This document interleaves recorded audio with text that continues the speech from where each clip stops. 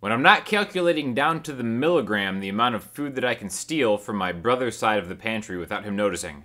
I like to answer questions that get on YouTube, so let's get to it. Hi, all of you guys should really listen to William Branham's sermons. They're so important.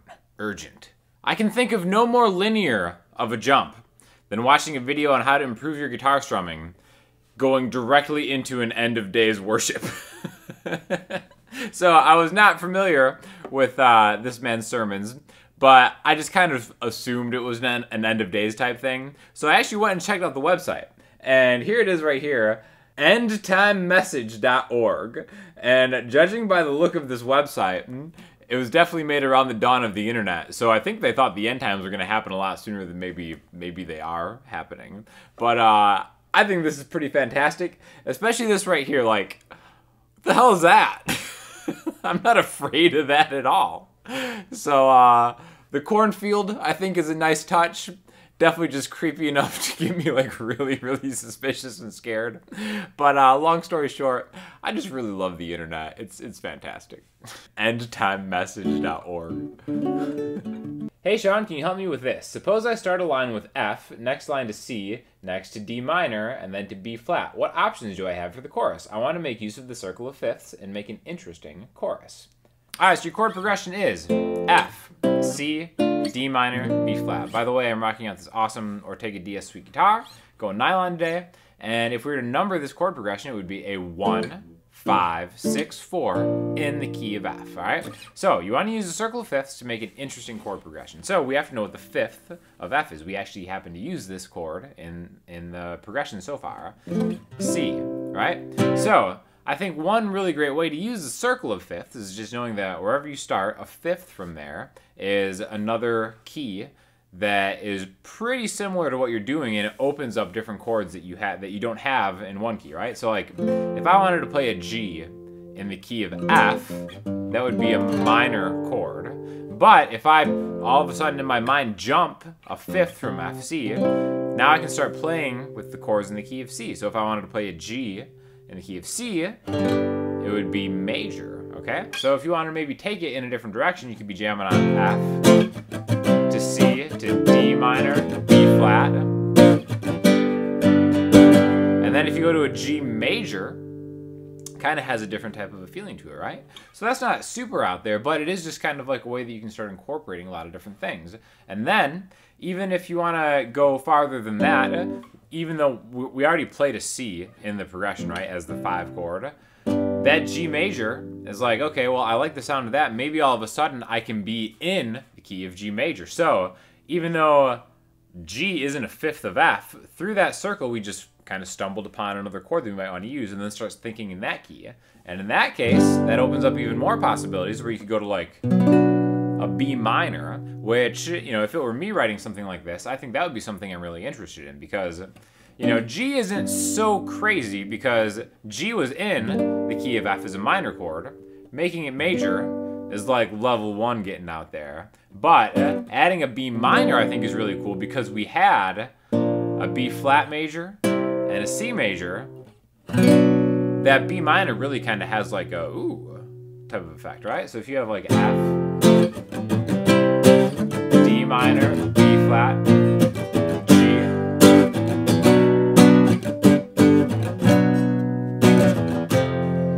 And that kind of is something that's really interesting to me, especially the relationship between F and B, right?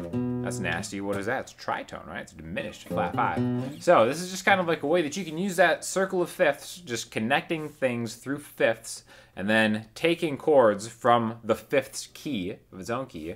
This is a way that you can kind of create interesting things and really tie a progression into just like a rabbit hole of like really kind of cool compositional stuff. So that's why it's super important to learn how to number chord progressions, being able to diagnose that those chords that you were using was a 1, 5, 6, 4 in the key of F, knowing the fifth of F is a C, and then knowing the chord scale of C major to start borrowing chords from there, going a fifth from there, so on and so forth, right?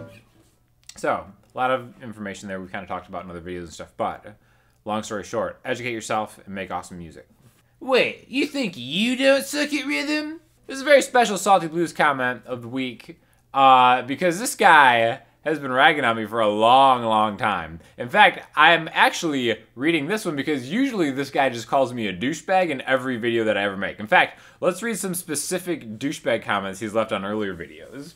How to fit in between chords, make a douchebag face and a douchebag sound like Sean does.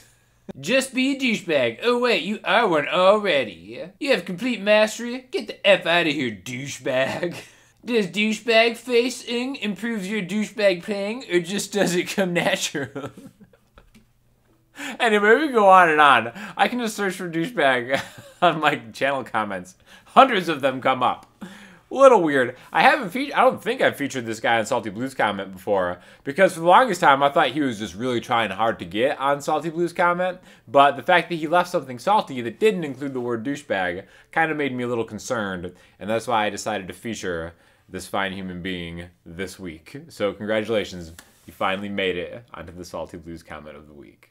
Sounds amazing, love the vocal bit at the end. Are you planning on doing any more guitar, violin covers with Pasha? So this is from the video I posted over the weekend, where my buddy Pasha came in, ridiculous violin player, and he helped me out with some of the new Emerald Rider stuff.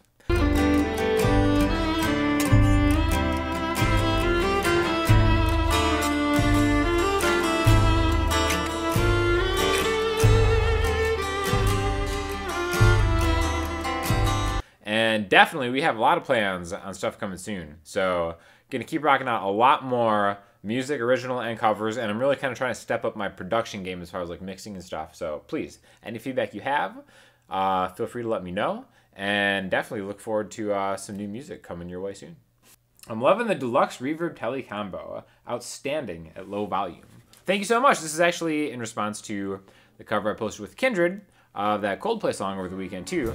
And I'm really falling in love with that Fender American Performer Telecaster and the Fender Deluxe Reverb reissue that I got maybe like a couple months ago.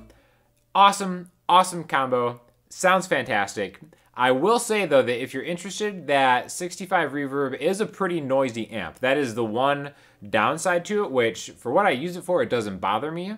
And I am in a very fortunate position where I have that and I have the Mesa 525 Express, which I love that Mesa amp. It is best all-around amp I've ever personally played through. And anything that I need like pristinely quiet, I can always go to that amp. If I want something with like more of a vintage type sound, that Fender Reverb is awesome. But if that were my only amp, it would be a little tricky because, like I said, it is pretty noisy. And somehow it actually seems noisier now than it was 2 months ago for whatever reason.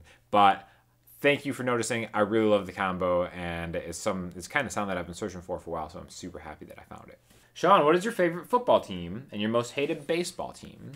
So I am from Chicago. So all my favorite teams are Chicago teams. So football would be the Bears. Baseball would be the Cubs. Although I don't hate the White Sox. I just always was kind of closer to the Cubs, I suppose. Mark Grace, Sean Dunston. Those are my dudes back in the day. So I don't really hate baseball teams. I'm probably supposed to say the Cardinals. Don't really hate the Cardinals at all. If Mitchell Trubisky was a baseball team, I guess he would be my least favorite baseball team. But yeah, pretty much fandom is Chicago across the board. So since we were kind of on the topic of end of days, listening homework, I'm going to throw you to Tool, Enema. Absolutely awesome song. Super stoked that Tool's music is now streamable and you can play it on YouTube and stuff like that too. Great, fantastic song if you haven't checked it out. The whole album is great. The whole discography is really great. Do yourself a favor, check that out. Enema's got probably my favorite breakdown of any Tool song that they've done. And definitely if you have any questions or comments, hit me up in the comment section, Instagram, Twitter, or the website. And then do your friendly local douchebag a favor and check out one of the master classes so I can continue to fund the douchebaggery until the end times are upon us.